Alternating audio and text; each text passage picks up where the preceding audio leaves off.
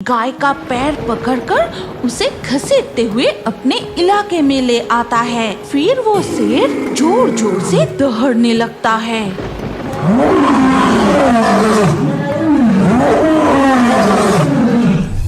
मैं भूखा हूँ, भूख से मेरा पेट जल रहा है।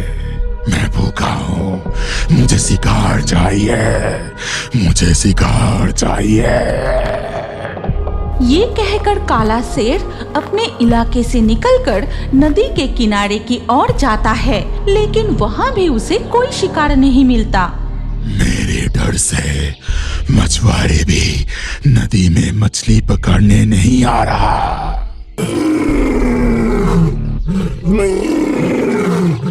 तभी आसमान काले बादल से छा गए। जोर जोर से बिजली गरजने लगे, साथ ही साथ मूसलाधार बारिश शुरू हो जाती है। उधर सुंदरबन के गांव में माधवी उस समय रसोई में खाना बना रही थी।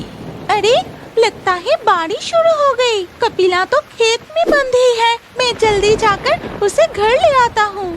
ये कहकर माधवी रसोई से निकलकर बारिश में भीगते हुए खेत की ओर जाती है और कपिला गाय के पास पहुँचते ही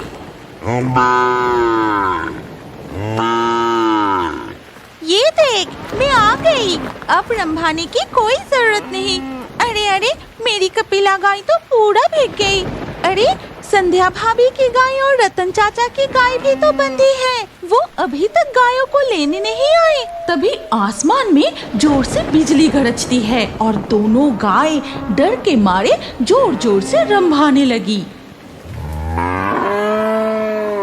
ऐसे तूफान में इन दोनों गायों को इस तरह से यहाँ छोड़ के जाना ठीक नहीं होगा। मैं ही इनकी रस्सियाँ खोल देती हूँ, रास्ता पहचान कर वो घर लौट जाएंगे। हाँ, मैं अभी खोल देती हूँ।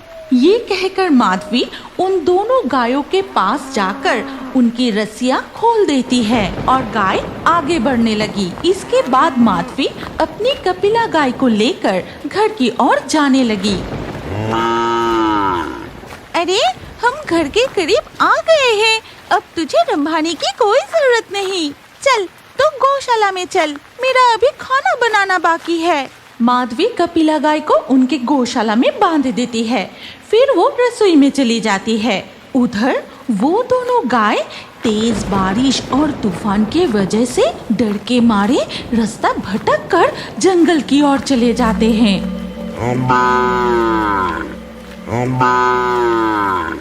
गायों की आवाज, जंगल में गायों की आवाज सुनाई दे रही है। अब मेरा पेट भरेगा। ये कहकर वो काला शेर गायों की आवाज का पीछा करते हुए उनके तरफ बढ़ता है। फिर एक झाड़ी के पीछे खड़ा होकर, दो गाय, आज मजा आ जाएगा। आज शिकार खुद चलकर शिकारी के पास आ गया।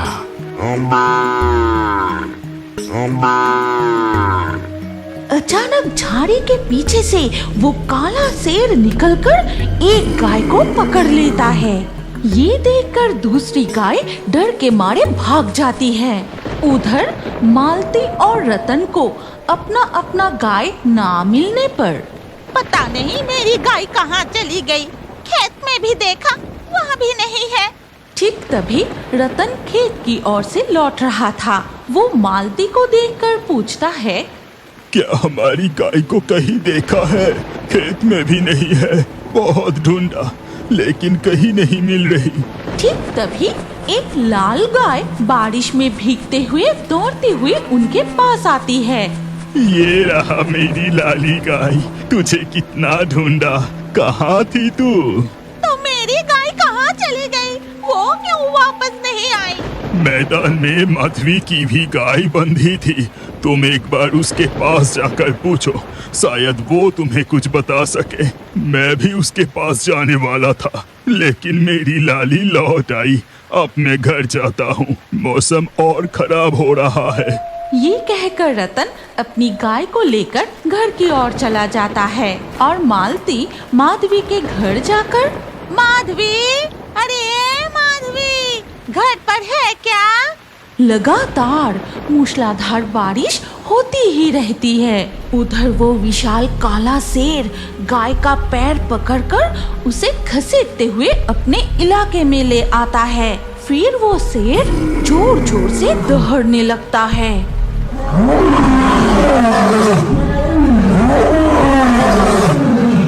इसके बाद धीरे धीरे बारिश रुक जाती है। माधवी मालती को सारी बात बताती है। तभी उस शेर की दहड़ने की आवाज उनके कानों तक आती है। उस काले शेर की दहड़ तुम्हें सुनाई दे रही है? लगता है वो कोई नया शिकार पकड़ा है। तो क्या मेरी गाय को ही वो शेर? नहीं नहीं, ऐसा नहीं हो सकता। सुनो, तुम गलती से भी जंगल के अंदर मत जाना। अभी तुम घर लौट जाओ। देखना तुम्हारी गाय रास्ता पहचान कर जरूर वापस आ जाएगी। फिर कई दिन बीत जाते हैं। काला शेर अपना पेट भरने के लिए गांव में घुसने लगे। वो गांव से बकरियां और मुर्गियां भी पकड़कर ले जाने लगे। इसीलिए कुछ गांव वाले फॉरेस्ट डिपार्टमेंट में शिकायत करने जाते हैं। सर, इस काले शेर की आतंक से पूरा सुंदरबन परेशान हो गया है। सर, आप लोग कुछ कीजिए। हमें अब कुछ समझ नहीं आ रहा। उस काले शेर को पकड़ के बंदी करने या हराने का कोई उपाय नहीं है। ऑफिसर बाबू, अगर ऐसे ही चलता रहा तो एक दिन पूरा सुंदरबन ही खत्म हो जाएगा। उस दूसरे ग्रह की काली शक्ति को हराने के लिए सुंदरबन में शेर लाना हमारी बड़ी भूल थी। उस काले शेर को हराने का हमें एक भी उपाय दिखाई नहीं दे रहा। सर, शायद हम भूल रहे हैं कि सुंदरबन में और एक दानवीय शक्ति रहती है, लेकिन जब तक उन्हें क्रोधित या जागृत ना किया जाए तब तक वो प्रकट नहीं होती। कैसी शक्ति? तुम किसकी बात कर रही हो? गोभूत यानी गाय का भूत। पहले भी जब अत्याचार बहुत बढ़ गया था तब गायों का भूत जागकर उन्हें अच्छा सबक सिखाया था। ठीक है, तो हम एक आखिरी कोशिश कर सकते हैं। तुम गाय की भूतों को जगाने की इंतजाम करो। गायों के भूतों को जगाने का काम करेगा कौन? बाबू, पास के गांव में बिंदुनाथ नाम का एक तांत्रिक रहता है। वो बहुत शक्तिशाली है। ठीक है, हम अभी बिंदुनाथ तांत्रिक के पास जाते हैं।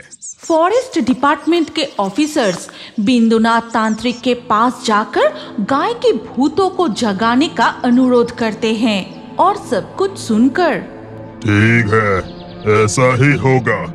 अब तुम लौट जाओ। कल पूर्णिमा है, मैं भगार में यज्ञ करूंगा। ठीक है तांत्रिक जी। अगले दिन पूर्णिमा की रात को देखा जाता है कि बिंदुनाथ तांत्रिक गो भगार में यज्ञ कर रहे हैं।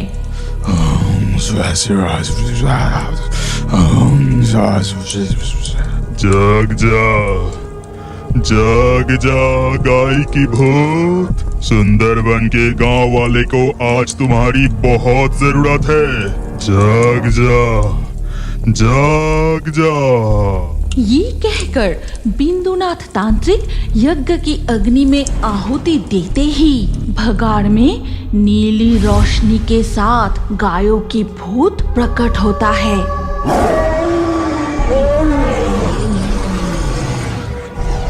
जा, जंगल की गहराइयों में दूसरी ग्रह की एक काली छाया शेर की शरीर में कब्जा करके सुंदरबन की जीवों पर, सुंदरबन की गांव वाले पर अत्याचार कर रहा है। जा, उस काले शेर को खत्म कर। तांत्रिक फिर एक बार यज्ञ की अग्नि में आहुति देते हैं। तभी गायों का भूतों का झुंड दहड़ते हुए उस काले शेर की इलाके में पहुंचता है और गायों की भूतों को देखकर शेर, देख रहा हूँ सुंदरबन में नया जीव आया है। अच्छा, तो तुम मेरे साथ युद्ध करने आया हो, तो मुझे हरा के दिखा। इसके बाद काला शेर गायों की भूतों की ओर बढ़ता है और गायों के भूत भी दहड़ते हुए शेर की ओर बढ़ते हैं। फिर उनके बीच एक युद्ध शुरू हो जाता है।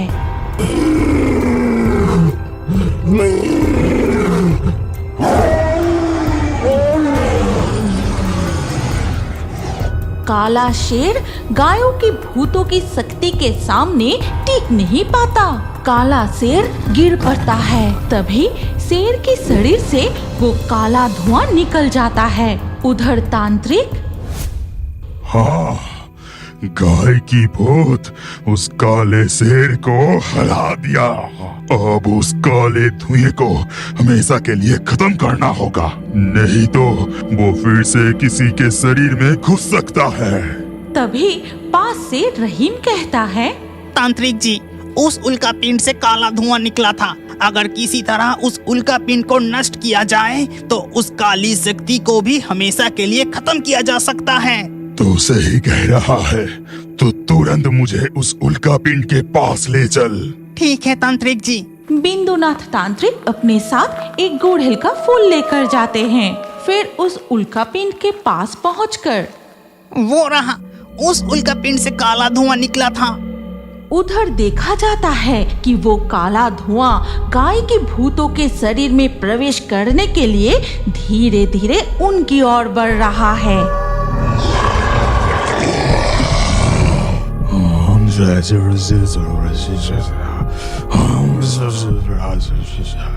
फिर तांत्रिक गुड़हल का फूल उल्का पिंड में डालते ही साथ वो उल्का पिंड नष्ट हो जाती है और उधर वो काला धुआं हमेशा के लिए अदृश्य हो जाता है।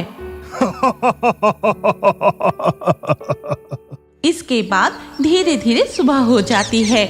सुंदरबन के जंगल में फिर से पशु पक्षी और बाघ अपने अपने स्थान पर लौट आते हैं और गांव वाले भी खेती में खेती करके, नदी में मछली पकड़ के और शहद इकट्ठा करके आराम से दिन गुजरने लगते हैं।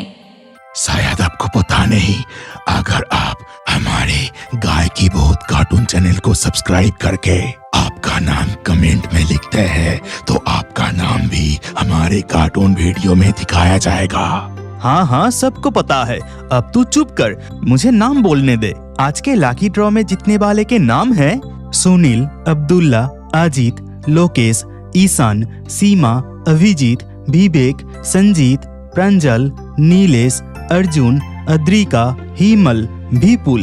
कार्टून वीडियो में नाम देखना चाहते हैं तो सिर्फ नाम लिखने से नहीं होगा, हमारे गाय की भूत चैनल को अभी सब्सक्राइब कर लीजिए। और स्क्रीन के ऊपर आए इस अगले वीडियो को चला के उस वीडियो में भी आपका नाम लिख सकते हैं। आज की हमारी ये कहानी यही खत्म होती है। अगले वीडियो में फिर मुलाकात होगी।